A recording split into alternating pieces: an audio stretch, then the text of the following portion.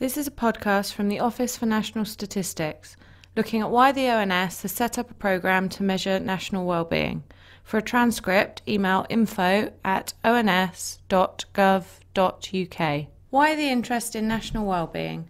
For the last 60 years, progress has mainly been assessed using economic measures such as gross domestic product, or GDP. But it is now recognised that a full picture of how a country is doing, national wellbeing, cannot be understood by looking at GDP alone. Commissioned by French President Sarkozy, a report by a team led by Nobel Prize-winning economist Joseph Stiglitz concluded that the time is ripe for our measurement system to shift emphasis from measuring economic production to measuring people's wellbeing. The UK is not alone in wanting to develop better measures of national wellbeing. We are working with other countries and international bodies in developing measures of wellbeing that will paint a fuller picture of our societies.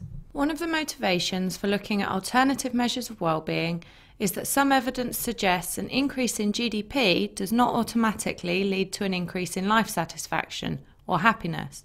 Here we will look at the relationship between real GDP per head and life satisfaction in the UK. Looking at real GDP per head, which is the GDP of an economy divided by the total population, we can see that there is a steady increase over the period after adjusting for prices.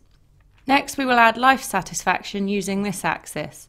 In this data, life satisfaction is represented as a proportion of respondents who stated that they were fairly or very satisfied when answering the question, "On the whole, how satisfied are you with the life you lead?" This measure of life satisfaction has remained relatively stable over the last 30 years, between 80 and 90%. So, despite the increase in GDP per head, there has not been an associated increase in life satisfaction.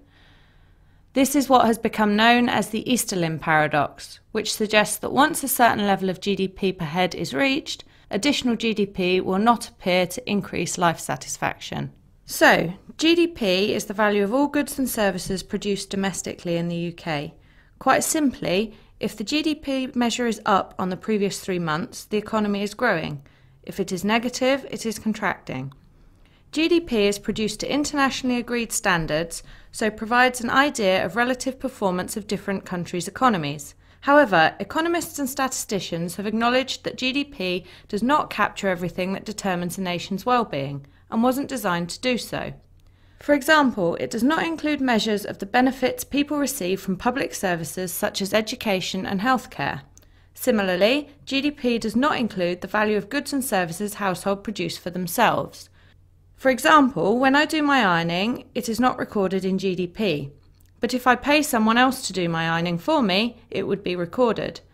While this might seem to be an accounting technicality, previous estimates by ONS have shown that the value of home production is around the same size as conventional GDP, though this may change over time.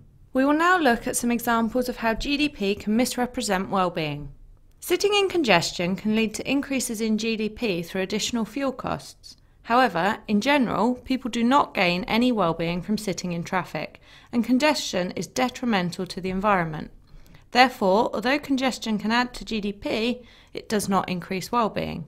However, on the other hand, if parents choose to stay at home with a new child rather than going to work, there will be a decrease in GDP.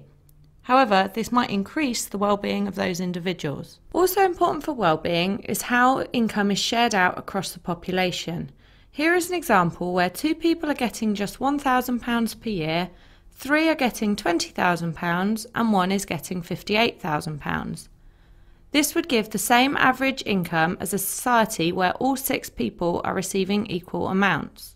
A society where most of the income is concentrated in the hands of a small minority of the population is likely to be very different to one where the income is more equally distributed. People's economic well-being is determined by their wealth as well as their income. Things such as savings and debts, including savings for retirement, and levels of assets.